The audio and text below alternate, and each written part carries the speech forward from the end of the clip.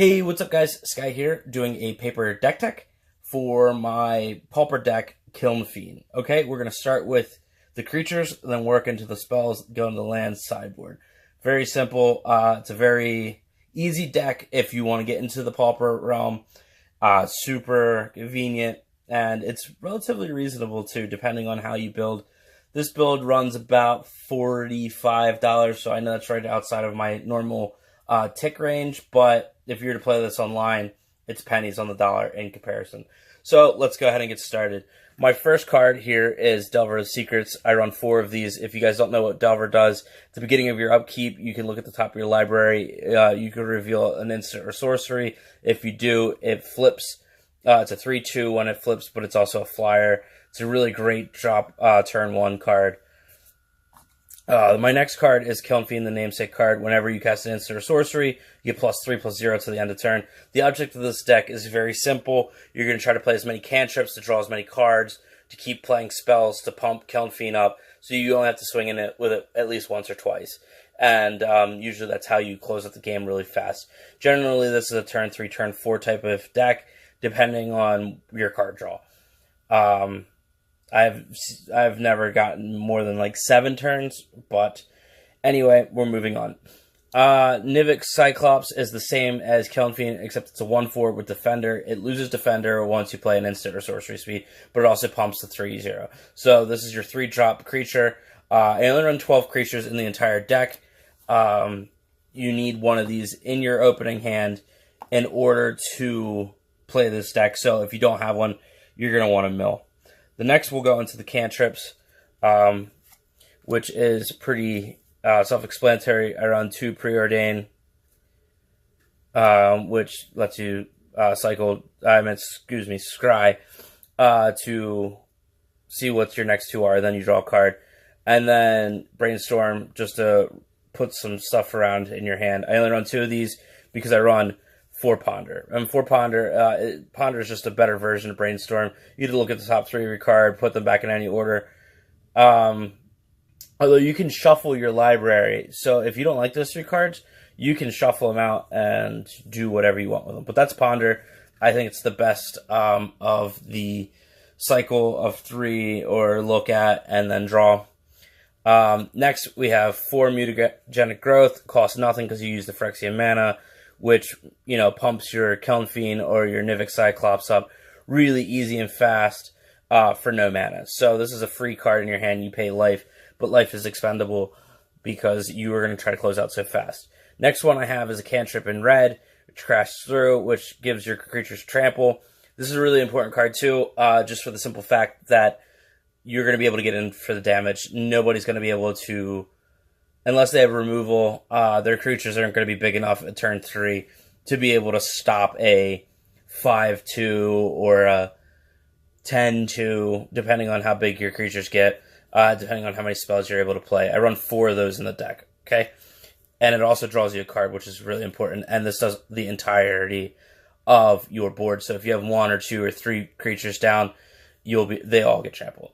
Target creature can't block this turn. This is just another way to evade if you don't have the trample. It also draws you a card, so it's a red cantrip. I run 4 Renegade Tactics. This is a very super important card in the deck. This is Temur Battle Rage. If you don't know what this does, it gives your creature double strike, so that way you can attack through twice. And if it's has power of 4 or greater, it also grants trample. So if you use this and you have Kiln Fiend or Nivix Cyclops out, it's already automatically a 4/4 from just playing the spell. So you're going to give it double strike and trample. I run 4 of these. You have to run this card. If you're going to play Kiln Fiend, you have to have Temur Battle Rage. Yeah. Moving on. Next, to close out the spells, I run 4 Lightning Bolts. Yeah, I know this one's different. But anyway, yeah, just some removal or to get in for an extra 3. It also pumps your Kiln Fiend and your Nivix Cyclops, excuse me. It pumps them both, and plus also does 3 damage, so you're getting in for the extra damage. Run 10 islands. And I run 10 mountains. because you need the land, and I don't want to be screwed with man. Sometimes I do sideboard out 1 or 2 lands. The sideboard is pretty basic. I got I run 3-op, 3-op in the instant. That's just scry 1. That's just more cantrips in case they're playing something with removal of any specific card. That way we have variety. There's one more brainstorm. I run 3 counter spell on my sideboard just in case they're playing some kind of control or combo.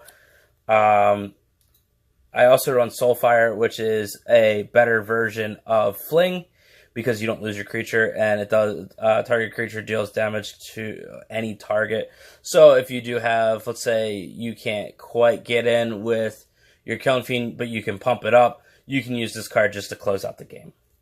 All right, I got 1 Gut Shot because nobody's expecting Gut Shot, and I love this card. I thought about running 4 of these in the main board instead of Lightning Bolt. Lightning Bolt, excuse me. However, I think that the 3 damage is better than the 1, although you can cast this for free, and this also pumps him up for 3. I do run 1 of these in the sideboard, just in case I need some faster cards. I also have Flame Slash, that does 4 damage to any target creature. This is just in case we're on creature-heavy matchups. I have never pulled this in, but it's just nice to have some utility. I also have Roost the Mob, which gives +2/+0 and trample to the end of turn. Just another combat trick in case they are looking for removal for any of the other combat tricks we have. 1 Smelt, that's just to destroy an artifact for 1. Pretty self-explanatory if you're playing against that. And I have 1 Pyroblast, just in case we need to take care of a blue card or a blue permanent. This is more of a niche card, but nonetheless, that is the deck. If you have any suggestions on how to improve it or make it better, let me know in the comments below. Make sure you like this. This is my first attempt at doing a paper deck tech. If you like these, let me know, and I'll make more. I have tons and tons of decks. This just happens to be one that I really enjoy playing. It's pretty reasonable, and anybody can get their hands on it. It's a deck that I would show a first-timer or an experienced player. Just because it's pretty self-explanatory. It's a pretty easy deck to play. It's a lot of fun, and you win a lot of games. But anyway, that's my deck tech, and thanks for watching. Bye.